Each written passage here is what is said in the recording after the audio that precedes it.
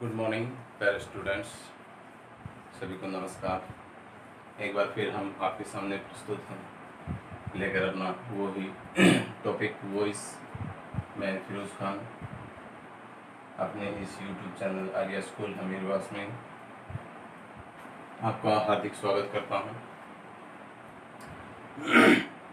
I think आप लोगों ने लास्ट जो मैंने वीडियोस डाले हैं या जो वीडियोस हमने डाले हैं, जिस किसी भी सब्जेक्ट के अच्छे से आप उसके प्रिपरेशन कर रहे होंगे, अच्छे से आप पढ़ रहे होंगे।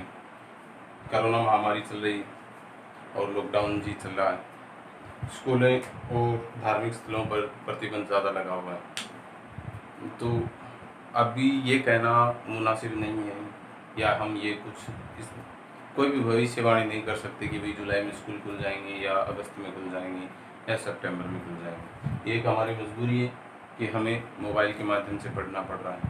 अगर आज हम मोबाइल के माध्यम से पढ़ रहे हैं, थैंक यू बोलना चाहिए उन संस्थाओं प्रधान को जो आपको इस कोरोना महामारी में भी अपने टीचर्स को प्रोवाइड करवा रहे हैं और आप तक स्टडी मटेरियल भेज रहे हैं।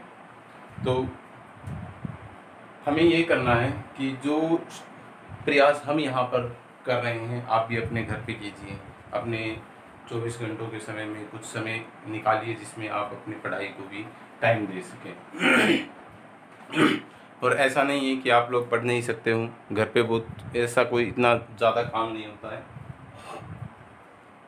घर वालों को आप बोल भी सकते हो कि भाई हम इतना टाइम हमारा सिक्योर रख दीजिए, 2 घंटे 3 घंटे 4 घंटे हम ये टाइम पढ़ेंगे। ज़्यादा बड़ा आपको कार्य नहीं दिया जाता है, वर्क इतना ज़्यादा नहीं करवाया जाता है। ज़्यादा से ज़्यादा 30 मिनट का एक वीडियो, 35 मिनट का एक वीडियो आपके सामने रखा जाता है। तो आप मान लीजिए 6 सब्जेक्ट है तो 3 घंटे या 4 घंटे में आपको 10th क्लास के सारे सब्जेक्ट्स क्लियर हो सकते हैं। उसके बाद हम स्कूल भी तो 8 घंटे पढ़ते हैं, 40-40 मिनट के 8 पीरियड पढ़ते हैं स्कूल में भी। तो कोशिश ये रखें कि जब तक अपना स्कूल सुचारू रूप से नहीं चल पा रहा है, जब तक हम स्कूल में ठीक से नहीं पढ़वा रहे हैं, तब तक हमें अपने घर पे रहकर ऑनलाइन क्लासेस के माध्यम से पढ़ना है। Is that clear? हाँ, अब हम चलते हैं अपने टॉपिक पे, जहाँ हम लास्ट वीडियो तक जहाँ हमने पढ़ा था, जितना हमने पढ़ा था उससे आगे हम पढ़ेंगे। हम चल रहे थे अपने टेंस रिलेटेड चेंज में, चेंज ऑफ टेंस देख रहे थे ना। तो इसमें हम देखेंगे, सबसे पहले हमने क्या देखा था, क्या चेंज किया था। सबसे पहले हमने चेंज ऑफ टेंस देखा था प्रेजेंट सिंपल का। प्रेजेंट सिंपल में क्या था, प्रेजेंट सिंपल में चूंकि हमारा असर्टिव सेंटेंस चल रहा है, तो असर्टिव सेंटेंस में हम नेगेटिव और अफर्मेटिव दोनों सेंटेंसेस को रखते हैं। तो हमने नेगेटिव और अफर्मेटिव सेंटेंस, प्रेजेंट सिंपल के नेगेटिव और अफर्मेटिव दोनों को चेंज करके देखा था। अब हम आगे बढ़ेंगे। प्रेजेंट कंटिन्यूअस टेंस अगर दिया गया हो, प्रेजेंट कंटिन्यूअस किसमें, एक्टिव वॉइस में, कैसे दिया जाएगा प्रेजेंट कंटिन्यूअस टेंस, इसका हम स्ट्रक्चर देखेंगे। जब हमने टेंस पढ़े थे तो हमने प्रेजेंट कंटिन्यूअस टेंस का स्ट्रक्चर बनाया था कि नहीं बनाया था? हाँ जी। अब हम आगे देखेंगे इसका स्ट्रक्चर। सबसे पहले subject plus helping verb. Helping verb हमें पता है इजी हमारा आती है। मेन वर्ब की कौन सी फॉर्म होगी, फोर्थ फॉर्म, यानी प्रेजेंट पार्टिसिपल, फिर उसके बाद ऑब्जेक्ट। Is that clear? तो इसका हम अब आगे देखेंगे। एक्टिव वॉइस से इसको पैसिव में बदलेंगे। तो पैसिव में बदलेंगे तो ये कौन से टेंस की हेल्पिंग वर्ब में चला जाएगा। टेंस चेंज होता है तो केवल उसकी हेल्पिंग वर्ब चेंज होती है। क्या होती है? हेल्पिंग वर्ब चेंज होती है। हेल्पिंग वर्ब चेंज होती है, प्रेजेंट कंटिन्यूअस टेंस है वो किसी में रहेगा,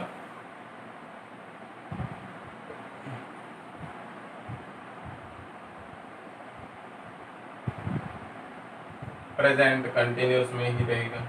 अब इसका फॉर्मेशन क्या होगा, चेंज कैसे होगा, ये देखिए यहाँ पे क्या होता है, subject plus is am are plus main verb की फोर्थ फॉर्म, उसके बाद ऑब्जेक्ट है। तो यहाँ पे जो ऑब्जेक्ट आएगा वो यहाँ पे सब्जेक्टिव रूप में, ये ऑब्जेक्ट यहाँ आ जाएगा। एक्टिव से पैसिव में बदलते समय जो एक्टिव वॉइस का ऑब्जेक्ट होगा वो पैसिव में सब्जेक्टिव रूप में यूज किया जाएगा। ठीक है। उसके बाद हेल्पिंग वर्ब, हेल्पिंग वर्ब आ जाएगी इज, एम, आर। ऐसे कैसे आ जाएगी? हाँ बिल्कुल, आपके माइंड में जो क्वेश्चन आ रहा है बिल्कुल क्लियर है कि सर हमने अफर्मेटिव सेंटेंस के साथ भी इज, एम, आर लगाया, तो हम डिफरेंस कैसे देख पाएंगे? डिफरेंस बिल्कुल देख पाओगे आप। जहां कहीं भी मैन वर्ब की फोर्थ फॉर्म यानी आईएनजी वाली फॉर्म हो, उसके साथ हेल्पिंग वर्ब तो यूज होनी है, लेकिन उसके साथ क्या आ जाएगा? एक वर्ड और यूज किया जाएगा। वो क्या होगा? बीइंग होगा। क्या होगा? Being. Objective is, am, are, being. और मैन वर्ब की हमेशा फॉर्म कौन सी लगती है? थर्ड, यानी पास्ट पार्टिसिपल लगती है ना? इसके बाद हमारा जो एक्टिव वॉइस का सब्जेक्ट था वो पैसिव वॉइस में ऑब्जेक्टिव रूप में यहाँ पे काम आएगा। ठीक है, तो अब हमारे सामने क्लियर है कि जो एक्टिव वॉइस का स्ट्रक्चर है वो क्या होगा और उसको पैसिव में चेंज करते समय स्ट्रक्चर क्या फॉलो करेंगे। तो दोनों स्ट्रक्चर ठीक से देखिए। जैसे हमें प्रेजेंट कंटिन्यूअस टेंस का जो एक्टिव वॉइस का सेंटेंस है वो किस प्रकार होगा? Subject is, am, are plus main verb की फोर्थ फॉर्म ऑब्जेक्ट होगा। अब इसको चेंज करेंगे तो ये जो ऑब्जेक्ट है वो यहाँ पे सब्जेक्टिव रूप में आ जाएगा, इज, एम, आर हो जाएगा। उसके साथ बीइंग का प्रयोग होगा। किसका? बीइंग का, क्योंकि यहाँ पे मैन वर्ब की फोर्थ फॉर्म यूज हो रही है। मैन वर्ब की फोर्थ फॉर्म जहां कहीं भी यूज होगी वहां पर बीइंग एक्टिव से पैसिव बनाते समय पैसिव में बीइंग का यूज करेंगे। ठीक है, इज दैट क्लियर? आगे देखेंगे। मैन वर्ब की थर्ड फॉर्म आ जाएगी और जो यहाँ का सब्जेक्ट था वो ऑब्जेक्टिव रूप में यहाँ पे आ जाएगा। तो एक एग्जांपल देखते हैं। ही इज प्लेइंग क्रिकेट, ये अपना एक्टिव वॉइस है। He is playing cricket. वह क्या खेल रहा है? क्रिकेट खेल रहा है। तो इसको हम चेंज कैसे करेंगे? देखिए, सबसे पहले हमने क्या देखा था? ऑब्जेक्ट यहाँ पे आया था और यहाँ पे सब्जेक्टिव रूप में यहाँ का ऑब्जेक्ट काम में लेंगे। तो मैन वर्ब है, मैन वर्ब के तुरंत बाद क्या आ रहा है? ऑब्जेक्ट आ रहा है, तो ऑब्जेक्ट को यहाँ रखेंगे क्रिकेट। क्या लिखा सब्जेक्ट में? क्रिकेट। अब हेल्पिंग वर्ब देखिए, इज, एम, आर आनी है। क्रिकेट सिंगुलर है, प्लूरल है? सिंगुलर है, तो यहाँ पर सिंगुलर वर्ड यूज किया गया इज। हेल्पिंग वर्ब क्या है? सिंगुलर आएगी। उसके साथ बीइंग क्या यूज करेंगे? बीइंग। ठीक है, और बीइंग के बाद मैन वर्ब की कौन सी फॉर्म बताइए? Third form. तो यहाँ पे क्या था? प्ले। तो प्ले का थर्ड फॉर्म क्या हो जाएगा? Played. Cricket is being played. Cricket is being played by him. By him यानी ऑब्जेक्ट से पहले जो यहाँ का सब्जेक्ट था उसको ऑब्जेक्टिव रूप में लिखने से पहले हम क्या किसका यूज करेंगे?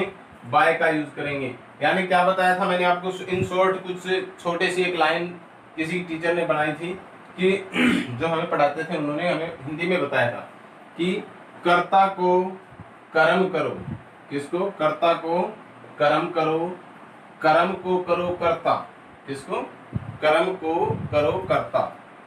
वर्ब लगाओ तीसरी, यानी थर्ड फॉर्म लगती है ना, और बाय जाओ भरता, यानी बाय जरूर लगाना होता है इसमें।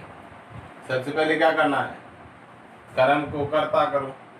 ये कर्म है, इसको कर्ता कर दिया, कर्ता को कर्म करना है। ठीक है, वर्ब हमेशा थर्ड लगानी होती है और बाय करना होता है।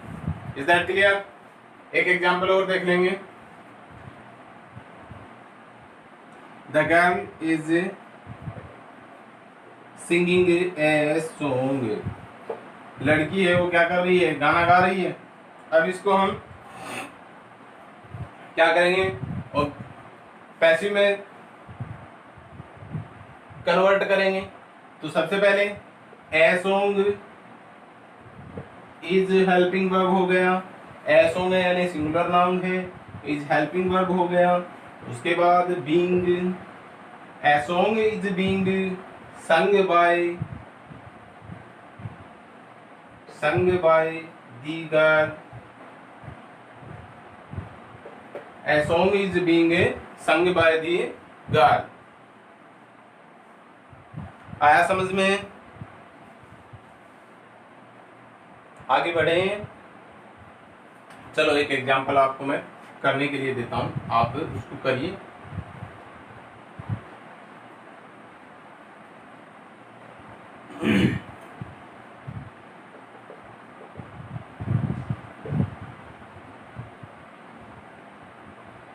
एक तो ये करना है,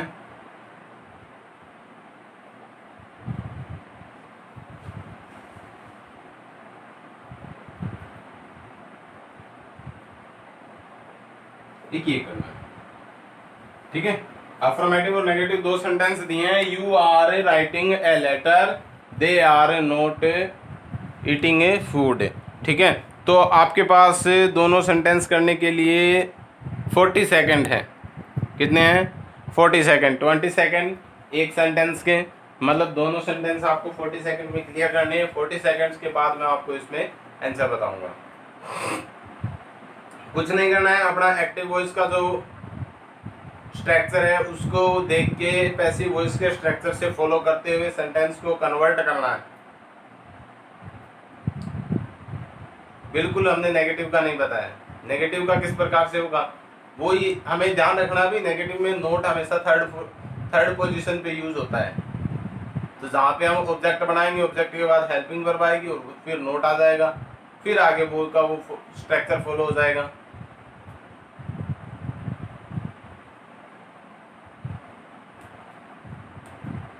करो जल्दी से। आई थिंक आप लोगों ने कर लिया होगा। मैं एक एक करके इसका आंसर करवा रहा हूं, देखिएगा। ए लेटर मिलाइएगा अपना, ठीक है। ए लेटर इज, बिल्कुल यहाँ पे आ रहा है लेकिन यहाँ पे क्या आएगा? इज आएगा। क्यों? ये सब्जेक्ट है वो प्लूरल सब्जेक्ट है इसलिए यहाँ पे आ रहा है, और ये सब्जेक्ट का क्या है? सिंगुलर है। तो यहाँ पे ये सब्जेक्ट सिंगुलर है तो हेल्पिंग वर्ब भी क्या आएगी? सिंगुलर आएगी। अगर किसी ने आर दोबारा फॉलो कर दिया है तो वो रोंग हो जाएगा, ठीक है। A letter is being written by you. A letter is being written by you, कि तुम्हारे द्वारा एक पत्र लिखा जा रहा है, ठीक है। अब आगे देखेंगे next. I think maximum students का आंसर राइट आया होगा, और जिसका रॉन्ग आया वो अपना राइट कर लीजिएगा। सेकंड क्वेश्चन का देखेंगे। सबसे पहले हमने क्या देखा? जो ऑब्जेक्ट है उसको सब्जेक्ट बना दिया।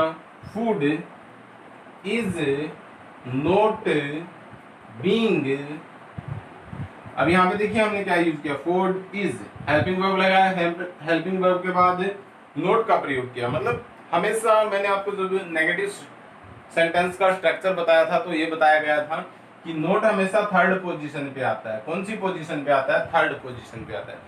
इसमें तीन नेगेटिव सेंटेंस दर्शाने के लिए तीन वर्ड्स होते हैं, नो, नेवर, नोट, ठीक है। No, never, not. तो नो का प्रयोग तो होता है सेंटेंस के स्टार्टिंग में, स्टार्टअप ऑफ द सेंटेंस में नो का प्रयोग होता है, ठीक है। नेवर का प्रयोग हमेशा मैन वर्ब से पहले होता है। कहाँ होता है? मैन वर्ब से पहले होता है। और नोट का प्रयोग हमेशा थर्ड पोजीशन पे होता है। तो food is not being, food is not being eaten by them. यहां हमने देम लगा दिया, लेकिन क्या होता है कि हम जब जैसे जैसे आगे बढ़ेंगे हमें पता चलेगा कि जो दे होता है वो अनइम्पोर्टेंट सब्जेक्ट होता है, तो इसके साथ बाय देम लगाने की आवश्यकता नहीं होती है। एक बार हमें इतनी ज़्यादा हाई लेवल की बात नहीं समझनी है, क्योंकि फिर कन्फ्यूज़न हो जाएगा, और कन्फ्यूज़न हमें बिल्कुल नहीं चाहिए, ठीक है। तो अब हमने वैसा का वैसा जैसे हमने करना चाहिए वैसे ही स्ट्रक्चर फॉलो करते हुए लिखा। जैसे आगे कोई रूल आएगा उस रूल के आधार पे हम आपको बता देंगे कि क्या यूज़ करना है और क्या यूज़ नहीं करना है, ठीक है। आगे बढ़ते हुए देखते हैं नेक्स्ट, चेंज ऑफ टेंस। आपको सेकंड टेंस चेंज का सेकंड रूल समझ में आ गया होगा। आगे बढ़ेंगे थर्ड रूल की तरफ।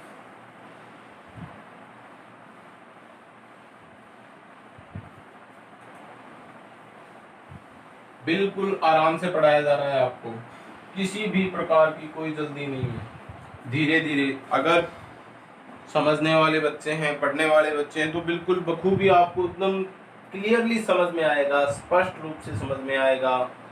और अगर नहीं पढ़ पाओगे तो कुछ समझ में नहीं आएगा।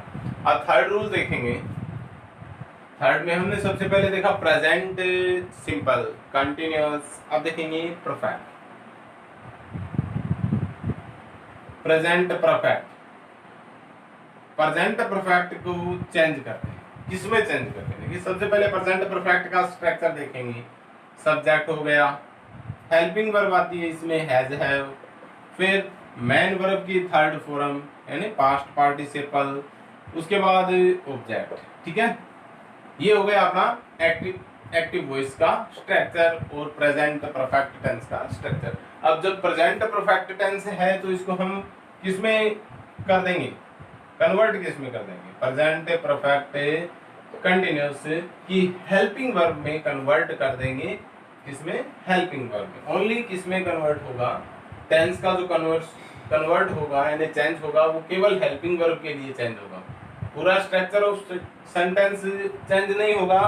प्रेजेंट परफेक्ट कंटिन्यूअस टेंस में only present perfect continuous tense की हेल्पिंग वर्ब में चेंज, यानी परफेक्ट की जो हेल्पिंग वर्ब है आगे चलकर परफेक्ट कंटिन्यूअस की हेल्पिंग वर्ब में चेंज हो जाएगा। और ज्यादा बड़ा कोई चेंज नहीं होगा, वो हमारा जो स्ट्रक्चर स्टार्टअप में देखा था वो का वो फॉलो होगा। अब यहाँ पे हम ऑब्जेक्ट देखते हैं। देखिए ये स्ट्रक्चर हमने देखा प्रेजेंट परफेक्ट का। अब देखेंगे प्रेजेंट परफेक्ट को हम पैसिव में कैसे चेंज कर सकते हैं। तो सबसे पहले ये ऑब्जेक्ट यहाँ पे आ गया सब्जेक्टिव रूप में, ठीक है। उसके बाद हेल्पिंग वर्ब हैज या हैव, लेकिन हैज या हैव तो हमें दिया गया है सर, इसके साथ एक वर्ड और यूज किया जाएगा, वो क्या होगा? बीन। हैज या हैव प्लस बीन, यानी हैज के साथ भी बीन है और हैव के साथ भी बीन है। ओब्लिंक का मतलब होता है दोनों में से एक, और प्लस का मतलब होता है ये तो आएगा ही आएगा, ठीक है ना। तो इन दोनों में से तो एक आएगा, लेकिन ये जरूर आएगा, ठीक है। हेल्पिंग वर्ब में हैज या हैव प्लस बीन। अब उसके बाद वो ही जो स्ट्रक्चर में दिया गया है मेन वर्ब की थर्ड फॉर्म पास्ट पार्टिसिपल, उसके बाद बाय, और फिर यहाँ पे आ जाएगा जो एक्टिव वॉइस का सब्जेक्ट है वो ऑब्जेक्टिव रूप में आ जाएगा लास्ट में, ठीक है ना। जैसे कि हमने पीछे वाले स्ट्रक्चर देखे थे बिल्कुल वैसा का वैसा है। इसमें केवल हेल्पिंग वर्ब चेंज हो रही है और साथ में क्या लग रहा है? बीन लग रहा है। मतलब ये हेल्पिंग वर्ब किसकी हो गई इतनी, ये बताइए मेरे को? प्रेजेंट परफेक्ट कंटिन्यूअस की, ठीक है ना। तो एक एग्जांपल देखेंगे। You have eaten your food. You have eaten your food. क्या तुम अपना भोजन खा चुके हो?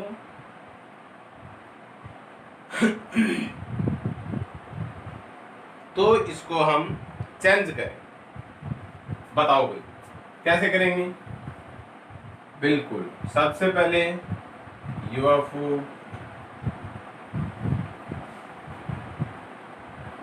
Have been, helping verb have been हो गया।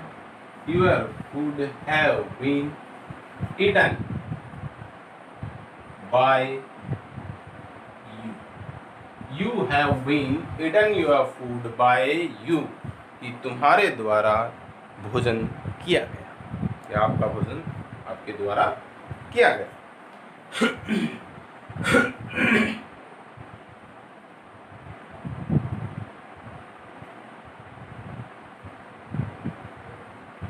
एक क्वेश्चन और देखेंगे। I have completed my work. I have completed my work.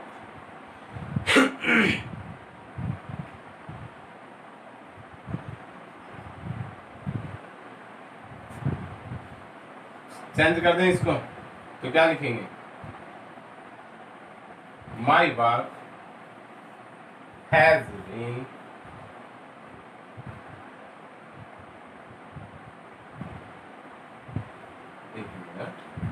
Sentence क्या था, I have completed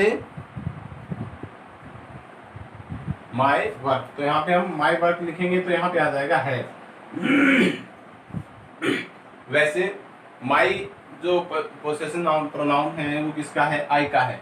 I expression होता है, इसको हम प्लूरल में रखते हैं लेकिन ये एक्सप्रेशन होता है। अब माई है, माई का मतलब होता है मेरा, यानी स्वयं का, अकेले के रूप में यूज हुआ तो इसलिए यहाँ पे हैज यूज हो गया। ठीक है, my work has been completed by me, I का ऑब्जेक्टिव क्या हो जाएगा, मी हो जाएगा। I have completed my work, समझ में आ रहा है। चलो इसका दो एग्जांपल देता हूं आपको, करके दिखाओगे आप मेरे को।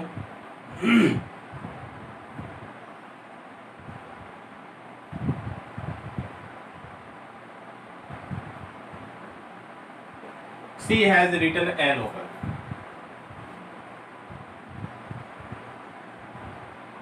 The boy has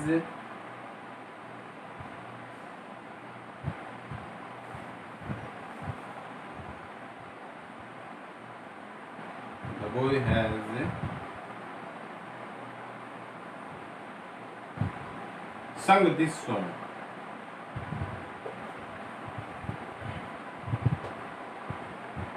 The boy has sung this song. वही आपके पास 40 सेकंड्स हैं, 40 सेकंड में आप दोनों के दोनों सेंटेंस कंप्लीट करके दिखाओगे मेरे को। एक सेंटेंस के लिए 20 सेकंड दिया आपको, जल्दी कीजिए।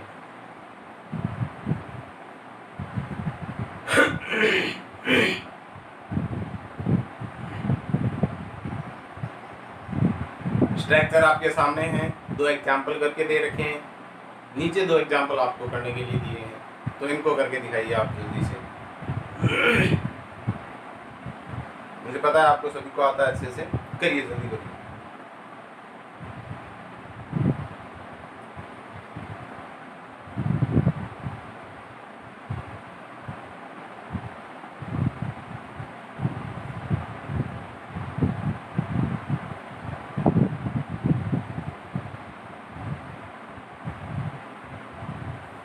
चलो देखते हैं, आप लोगों ने कर लिया होगा और जिसने सही किया है वो देख लीजिए, जिसने गलत किया है वो अपना करेक्शन कर लीजिए। देखिए यहाँ पे ए नोबल, ठीक है, a novel has been written by her, C का क्या हो जाएगा, हर हो जाएगा। A novel has been written by her, बिल्कुल ऐसा ही किया होगा। आगे देखेंगे, दिस सॉन्ग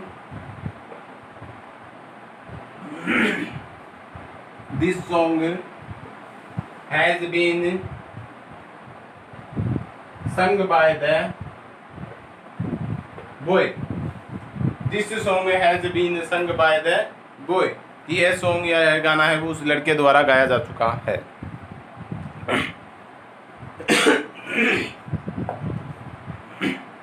समझ में आया? आई थिंक प्रेजेंट जो टेंस रिलेटेड चेंज थे उसमें से तीसरा चेंज परिवर्तन आपको या जो बदलाव करने थे, एक्टिव को पैसिव में बदलना था, उससे संबंधित जो रूल है वो आपको समझ में आया होगा। आगे बढ़ते हैं, आगे बढ़ते हुए देखते हैं कि भाई हमने टेंस के कौन से पार्ट कर लिए। सर प्रेजेंट सिंपल कर लिया, कंटिन्यूअस हो गया, परफेक्ट हो गया। अब सर परफेक्ट कंटिन्यूअस नहीं, ठीक है। देखिए अगर कोई भी सेंटेंस आपके एक्टिव वॉइस में क्या आ जाता है, प्रेजेंट परफेक्ट कंटिन्यूअस टेंस आ जाता है, तो उसका पैसिव नहीं बनेगा। क्या नहीं बनेगा? पैसिव नहीं बनेगा, ठीक है। आगे देखेंगे अब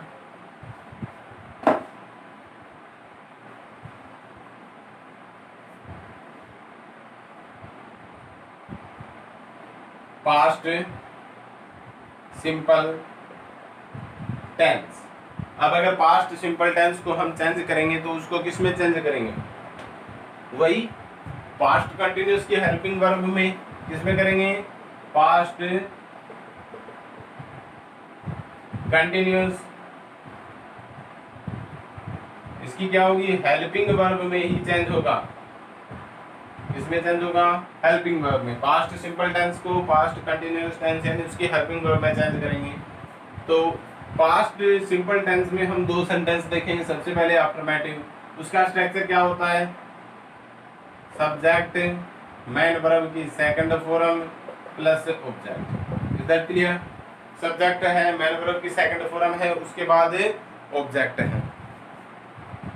अब इसको चेंज कैसे करेंगे? चेंज करने का रूल वही है, ये ऑब्जेक्ट आ जाएगा, यहाँ पे हेल्पिंग वर्ब आ जाएगी। हेल्पिंग वर्ब क्या आएगी भाई? वो जो वर्ब आएगी अकॉर्डिंग टू सेंटेंस सब्जेक्ट। उसके बाद मेन वर्ब की थर्ड फॉर्म आ जाएगी, फिर बाय लगेगा और फिर ये सब्जेक्ट यहाँ पे ऑब्जेक्टिव रूप में आ जाएगा। ठीक है? Is that clear? समझ में आ रहा ना कि सबसे पहले हमें क्या देगा? एक्टिव वॉइस में क्या दिया है? सब्जेक्ट प्लस मेन वर्ब की सेकंड फॉर्म प्लस ऑब्जेक्ट। तो इसको पैसिव में चेंज करेंगे तो जो ऑब्जेक्ट है उसको यहाँ पे सब्जेक्टिव रूप में लाएंगे। हेल्पिंग वर्ब बहुत बार लगता है, मेन वर्ब की थर्ड फॉर्म बाय और सब्जेक्ट। एग्जांपल देखेंगे, एक दो एग्जांपल देखेंगे।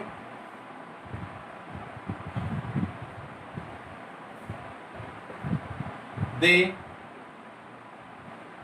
bought a car, they bought a car।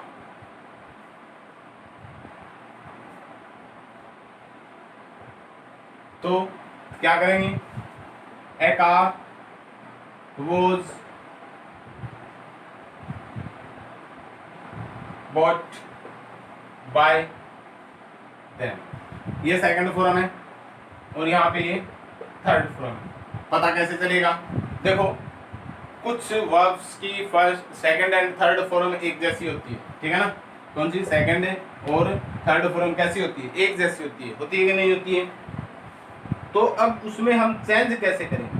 यानी उसमें पता कैसे चलेगा कि ये सेकंड फॉर्म है और ये थर्ड फॉर्म? सीधी सी बात है, सेकंड फॉर्म जो होगी उसके साथ कोई भी अदर हेल्पिंग वर्ब यूज नहीं है। ठीक है?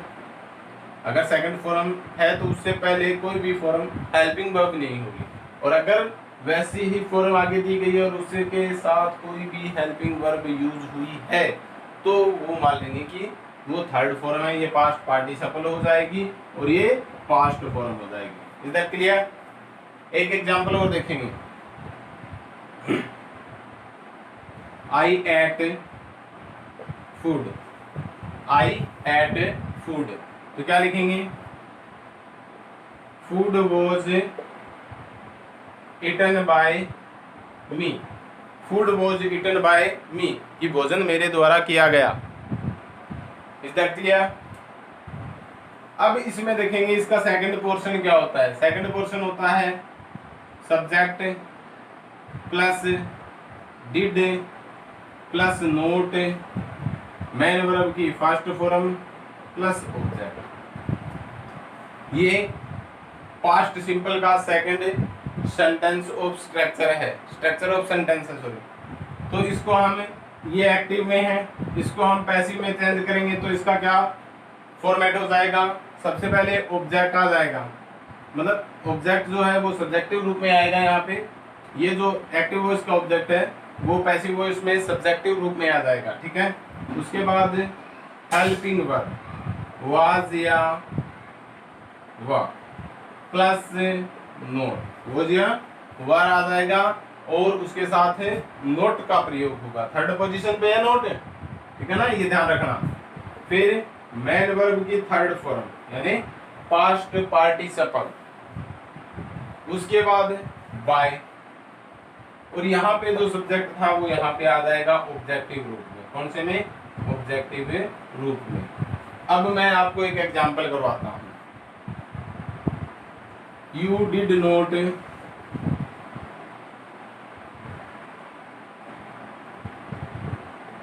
प्ले क्रिकेट, तो चेंज करेंगे।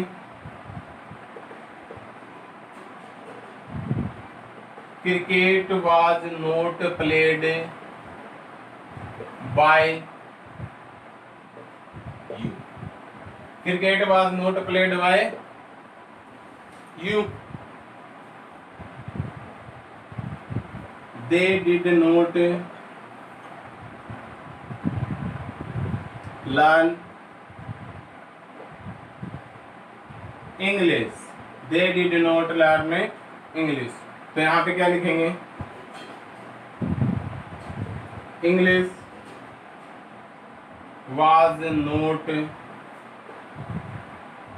लर्न बाय देम, कि उनके द्वारा अंग्रेजी बिल्कुल भी नहीं सीखी गई। ये हो गया आपका पास्ट सिंपल का चेंजेस। मेरे ख्याल से आपको समझ में आया होगा अच्छे से। आज के लिए इतना काफ़ी होगा। जाने से पहले एक दो बातें कहूँगा, सुन लीजिएगा कि अगर कुछ भी अच्छा पढ़ाया गया है तो सबसे पहले आप अपना लाइक बटन जरूर दबाइएगा। और अगर आपको ऐसा लग रहा है कि कोई भी टीचर जो हमारा YouTube channel Arya school Hamirwas है, उसमें किसी भी टीचर के लेक्चर आपको, किसी भी टीचर की क्लासेस आपको अच्छी लग रही है, तो उसको आप शेयर कीजिए अपने दोस्तों के साथ। अपने दोस्तों के साथ शेयर कीजिए, ताकि ज्ञान ऐसी चीज़ होती है जिसको जितना बढ़ाया जाए उतना अच्छा होता है, आपके लिए भी और दूसरों के लिए भी। अगर आप अपने दोस्तों को ऐसी सलाह दोगे तो एक तो वो आपसे खुश होंगे कि चलो मेरा फ्रेंड है, वो मेरी टेंशन रखता है, मेरे प्रति ध्यान रखता है। दूसरा, हमारे स्कूल का भी थोड़ा सा पब्लिसिटी होता रहेगा। तो जहाँ कहीं भी आपको ऐसा लगे कि ये क्लासें हमें बहुत अच्छी पढ़ाई जा रही है, सबसे पहले काम आपको क्या करना है? लाइक बटन प्रेस करना है। Is that clear? तब तक आज के लिए इतना काफ़ी है। आप बने रहिए हमारे YouTube channel Arya school Hamirwas. All of you goodbye. Thank you for watching our videos.